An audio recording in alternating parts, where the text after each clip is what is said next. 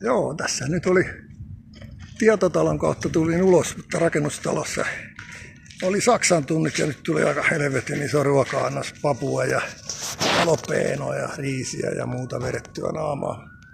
Seppo Lehto käytettävissä eduskuntavaaleissa ja muissa, missä tarvitaan luovaa, jopa härkämäistä asennetta suhtautua elämään. Nyt opiskelen saksaa, yritetään pitää saksan kielitaitoa yllä, vaikka sitten poliisit ja paloautot vinkuisi taustalla. Ollaan yhteyksissä 28.1.2026. Jatketaan opintoja ja nyt näköjään on paloauto ambulanssiyhdistelmät menossa.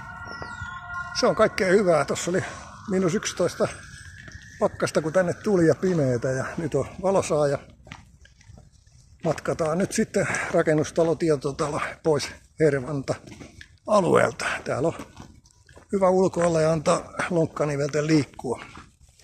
Kaunista päivää niin kuin näkyy.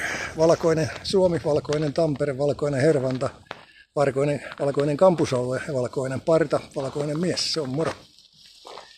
Eduskuntavaaleissa #Seppo Lehto eduskuntaa 2027. Pistäkää eteenpäin. Se on moro.